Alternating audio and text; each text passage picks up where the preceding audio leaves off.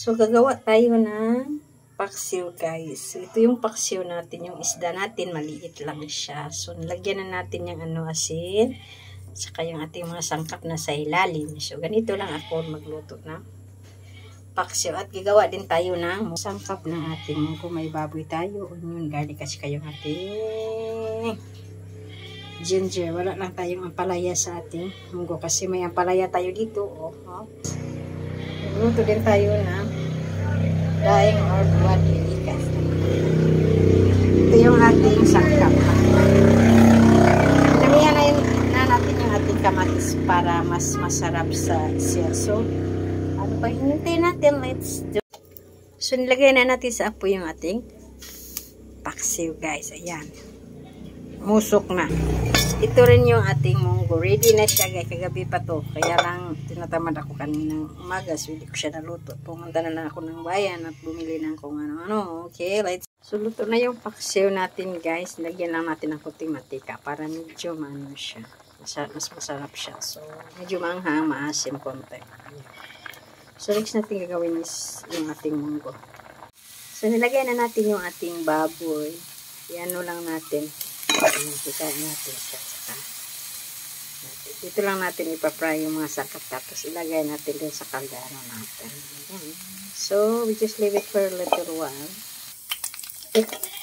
So, nagpa-brown na yung ating guys, taba ng baboy. So, ilagay natin yung ating dyan. Ilagay na natin yung ating garlic at yung ating onion, guys. Isahan na lang kasi madilim dito. Wala kaming ilaw. So, ito nice dilim. So, madali na lang natin sa ating anluluto. Ayan.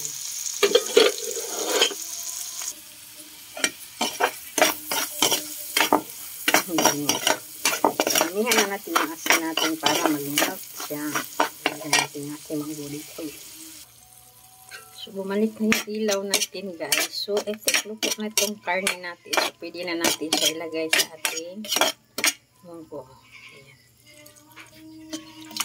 So, ito na yung munggo natin, guys. Hindi natin damihan ng tubig. Kunti lang yung tubig natin. So,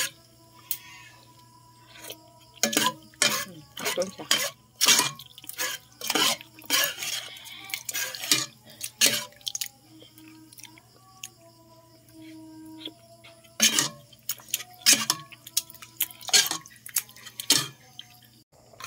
Cabbage. Wala tayo. Palayat sila kasi tayo, paksiw tayo at saka lagyan natin ng palayat. So, next natin gagawin, guys, is yung sweet and sour natin na daing. Niluto na natin yung ating daing, guys. Parang, ang laki yata itong daing natin, guys. Yung daing natin at yung isda ang binili ko. Same lang sila na, ang duhaw. Ang duhaw to eh. Ang duhaw to ng bulan. Mas mahal kasi yung malaman. Pero malaman din naman ito kay medyo. Plain lang yung nip niya. Pero okay naman siya. Lagyan natin yung ating daing, guys. Kasi ito na siya. So, brown na siya. Edit lang natin kasi asiswa ko sila makita nagluto natin. Nasa naman siya.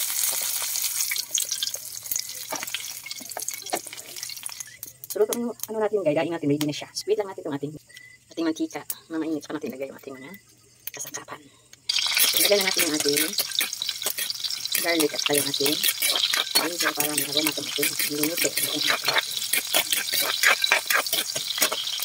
Lagyan na natin yung ating guys. Kasi magandang tayo kasi gabi na. So, lagyan natin siya brown para ito siya. So, lagyan natin yung ating spring kasi kailangan niya hinuto.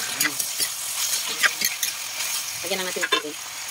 Ito na yung natin, guys. So, nilagyan natin ng konting tubig at saka yung suka. Hindi siyang sugar. So, dip na natin yung natin. Dried fish. Ayan. Para maano siya. Tapos, hindi lang natin takpan para medyo to lesser the water. Saka, para ma-absorb na din yung niya, lasa niya. Ayan. Ganun lang siya. Ito yung maka ng natin, guys, daing. Ayan. Yan na yung daing natin, guys. Kunti na lang.